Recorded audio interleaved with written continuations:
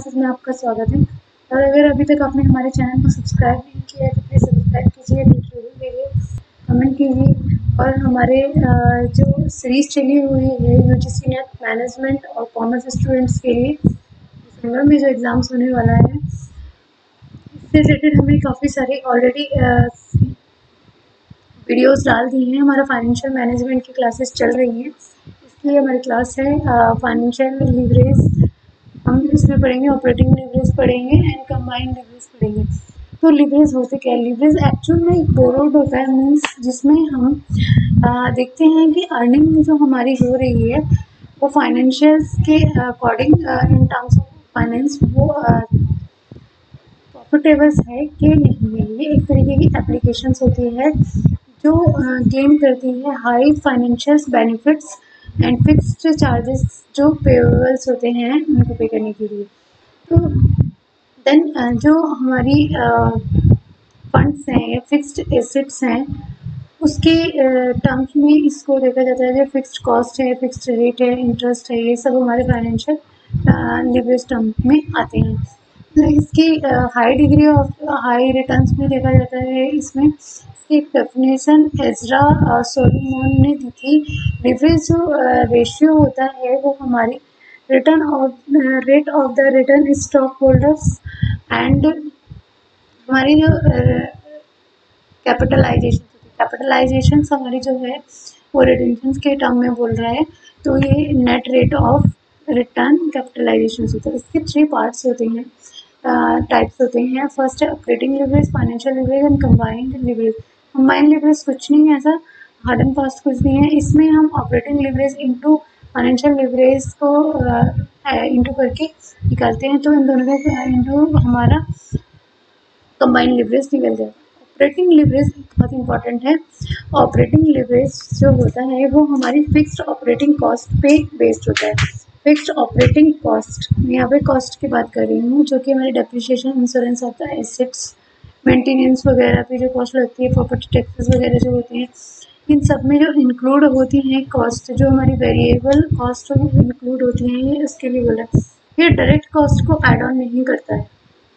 Direct cost हमारे इसमें direct add नहीं होती है, इसमें डायरेक्ट सिर्फ वेरिएबल कॉस्ट ऐड होती है। और ऑपरेटिंग लीवरेज के अकॉर्डिंग ये बोलता है कि जो हमारी फिक्स्ड ऑपरेटिंग कॉस्ट है वो मैग्नीफाई होता है कि किसी चीज़ को खींचना, तो ये प्रॉफिट को खींचता है सेल्स के थ्रू, और अर्निंग बिफोर टैक्स जो हमारा आता है EBIT उसको बढ़ाता है अकॉर्डिंग ऑपरेटिंग लीवरेज। एंड इसकी कुछ इम्पोर्टेंट कॉस्ट हैं, variable cost, fixed cost and semi variable cost. अभी मैंने बताया कि जो हमारी वेरिएबल कॉस्ट होती है वो इसमें डायरेक्टली इन्वॉल्व होती है। ये क्वेश्चंस भी आया हुआ है कि क्या फिक्स्ड कॉस्ट इसमें इन्वॉल्व होती है? फिक्स्ड कॉस्ट इसमें इन्वॉल्व नहीं होती है, डायरेक्ट हमारी वेरिएबल कॉस्ट को इसमें इंक्लूड किया जाता है। जो हमारी फिक्स्ड कॉस्ट है उसको रिकवर किया जाता है। हमारी सेल्स जो है में हम कितना अर्न कर रहे हैं, हमारे क्या रेवेन्यू है, उसके अकॉर्डिंग हम इसको फिक्स कॉस्ट को रिकवर करते हैं अपने जो सेल्स का रेवेन्यू अर्न हो रहा है उससे।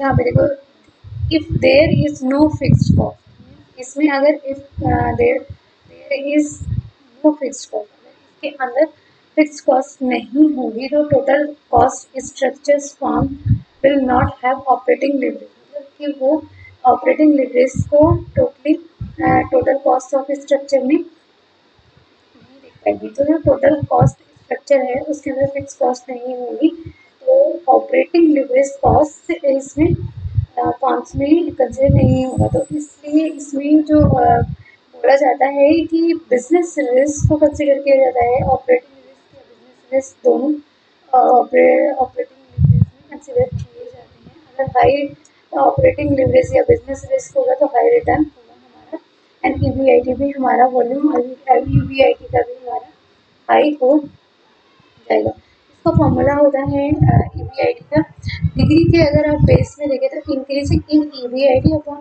EBIT, increasing in sales upon sales. तो फॉर्मूले होते हैं, एक होता है हमारा percentage change in EBIT, percentage change in sales and then operating का एट एनी वॉल्यूम के अगर आप देखेंगे मतलब सेल्स के टर्म्स में आप देखेंगे जो सेल्स वॉल्यूम के टर्म में होता है ये डिग्री के टर्म में ना तो इसमें कॉन्ट्रीब्यूशन अपॉन ईवीआईटी होता है। इसमें कॉन्ट्रीब्यूशन कैसे निकलता है हमारे टोटल सेल्स में से वेरिएबल कॉस्ट को हम माइनस कर देते हैं तो हमारा कॉन्ट्रीब्यूशन निकल जाता है एंड जो हमारा कॉन्ट्रीब्यूशन निकल के आया उसमें से अगर हम फिक्स कॉस्ट माइनस कर देते हैं हमारी ईवीआईटी आ जाती है earning before interest and tax जो इसको कहा जाता है। यहाँ पे वही फॉर्मूले को डिस्क्राइब किया गया है कि ग्रेटर देन 1 होना चाहिए। इसकी कुछ इम्पोर्टेंट्स हैं ऑपरेटिंग लीवरेज के फर्स्ट इम्पोर्टेंस है कि ये इम्पैक्ट करता है डायरेक्टली सेल्स वॉल्यूम पे कि फर्म्स का जो सेल्स वॉल्यूम है रेवेन्यू कितना अर्न हो रहा है तो ये डायरेक्ट इम्पैक्ट डालता है। Then high degree of operating leverage magnify मतलब बढ़ाता है खींचता है उस चीज़ को तरीके से अट्रैक्ट करता है ईवीआईटी के लिए जिसमें स्मॉल चेंज आते हैं हमारी सेल्स वॉल्यूम के अंदर। High degree of operating leverage होता है तो देन ये इंक्रीज करता है हमारा ऑपरेटिंग प्रॉफिट या ईवीआईटी को इंक्रीज करता है अगर हमारा हाई होता है ऑपरेटिंग लीवरेज। अगर हमारा हाई ऑपरेटिंग लीवरेज होता है तो इसके जो रिजल्ट्स आते हैं in terms of fixed cost वो भी हाई आते हैं। टोटल कॉस्ट स्ट्रक्चर जो मैंने भी बताया कि मार्जिन ऑफ सेफ्टी जो हमारी होती है वो लो होती है अगर ऑपरेटिंग लीवरेज हमारा हाई होता है। ऑपरेटिंग लीवरेज हमारा अगर हाई है तो देन सेल्स वॉल्यूम जो है ब्रेक इवन पॉइंट पे वो भी हाई हो जाएगी। ब्रेक इवन पॉइंट पे हाई होगी मार्जिन ऑफ सेफ्टी पे लो हो जाएगी। ध्यान में रखना ऑपरेटिंग लीवरेज से डायरेक्ट क्वेश्चन पूछे जाते हैं कि margin of safety and break even क्या दोनों लो हो जाते हैं नहीं सिर्फ ब्रेक मार्जिन ऑफ सेफ्टी होता है। And then higher fixed operating cost जो है वो टोटल कॉस्ट का स्ट्रक्चर देती है फर्म्स की जो प्रमोट करती है हायर ऑपरेटिंग लीवरेज को या जो बिजनेस रिस्क है ऑपरेटिंग रिस्क है उसको बढ़ाती है क्योंकि अगर हाई और रिस्क होगा तो हाई रिटर्न भी तो होगा। हाई रिस्क हाई रिटर्न की हम पढ़ते जा रहे हैं अगर रिस्क हाई होगा तभी हमारा ऑपरेटिंग भी हमारा हाई होगा। देन अगर हमारा ऑपरेटिंग लीवरेज लो हो जाता है तो उस कंडीशंस में हमारा जो मार्जिन ऑफ सेफ्टी है वो बढ़ जाता है एंड देन हमें बहुत ज़्यादा केयरफुली रहने की रिक्वायरमेंट होती है। अब आता है मेरा फाइनेंशियल लीवरेज। फाइनेंशियल लीवरेज क्या है? फाइनेंशियल लीवरेज है फाइनेंशियली एक्टिविटीज़ मीन्स जैसे अभी हम फंड्स फ्लो कैश फ्लो करते हैं तो उसमें जो हमारी फंड्स की एक्टिविटीज़ होती हैं सोर्सेज होती हैं वो सब इसके अंदर एक तरीके से इंक्लूड होती हैं। हमारी जो लॉन्ग टर्म डेट्स सोर्सेज हैं प्रेफरेंस हैं इक्विटी वगैरह हैं वो सब इसके अंदर इंक्लूड होते हैं। एंड देन ऑपरेटिंग हमारा होता है fixed cost bearing and then financial leverage हमारा होता है फिक्स्ड कॉस्ट ऑफ इंटरेस्ट। ये ध्यान में रखना क्योंकि ये डायरेक्ट पूछ लिया जाता है कि वो हमारा इंटरेस्ट बेस होता है एंड देन कॉस्ट बेस होता है। इसमें टू फैक्टर्स होते हैं जो हमारी अर्निंग है उसको बढ़ाने के लिए जैसे रेट ऑफ रिटर्न होता है इक्विटी शेयर्स एंड ईपीएस को इंक्रीज करते हैं जब हमारी परसेंटेज चेंज इन ऑपरेटिंग ईवीआईटी ऑपरेटिंग प्रॉफिट या ईवीआईटी इफेक्ट होती है तो देन हमारी ईपीएस भी फाइनेंशियल लीवरेज में चेंज होगी। इसकी जो है फाइनेंशियल चार्जेस ये डायरेक्ट लाइन पूछी जाती थी ability of the firm to use fixed financial charges ये डायरेक्ट पूछी गई कि to magnify effect of the changing EBIT on firm earning per share. जो हमारी ईपीएस पे ईवीआईटी का इफेक्ट होता है परसेंटेज चेंज इन एबिलिटी के टाइम पे वो बहुत ही मैग्नीफाइड मीन्स के रिवेन्यू को बढ़ाने वाला इफेक्टिव हमारा होता है। एंड देन फाइनेंशियल रिस्क होता है उसमें ऑपरेटिंग या बिजनेस रिस्क होता है फाइनेंशियल में फाइनेंशियल रिस्क होता है फिक्स्ड कॉस्ट होती है उसको उसमें देखा जाता है कि वो कितनी इंक्रीज या घट रही है या बढ़ रही है उसको इसमें देखा जाता है। फाइनेंशियल लीवरेज का formula percentage change in EBIT percentage change in sales and percentage change in EPS percentage change in EBIT ये भी फॉर्मूला इसका डायरेक्ट पूछे गए हैं तो आप से भी देख सकते हैं। ईवीआईटी भी होता है कंट्रीब्यूशन, ईवीआईटी का जो हमारा फॉर्मूला था वो ऑपरेटिंग होगा और फाइनेंशियल लीवरेज में हमारा ईवीआईटी अपॉन ईबीटी हमारा हो जाता है। ईबीटी हमारा कैसे कैलकुलेट होता है, अर्निंग बिफोर टैक्स तक हमने कर लिया था कि फिक्स्ड कॉस्ट निकाल के माइनस करके ईवीआईटी आ गया था, देन उसमें से इंटरेस्ट एंड टैक्स को माइनस कर देंगे, ईवीआईटी इम्पोर्टेंट्स हैं। कैपिटल स्ट्रक्चर हम लास्ट टाइम जब पढ़ रहे थे तो हमने उसमें पढ़ा था फाइनेंशियल लीवरेज। फाइनेंशियल लीवरेज को कैपिटल स्ट्रक्चर बोला जाता है। हमें एक ऑप्टिमम सॉल्यूशंस फाइंड आउट करना फॉर द प्रॉफिट्स या best maximization of the company, और मिनिमम हम कॉस्ट रखते हैं, कॉस्ट ऑफ कैपिटल्स। ये हमारा फाइनेंशियल लीवरेज का मेन मोटिव होता है। इसमें ईपीएस को इंक्रीज करना होता है जिससे हमारा फाइनेंशियल रिस्क भी बढ़ता है।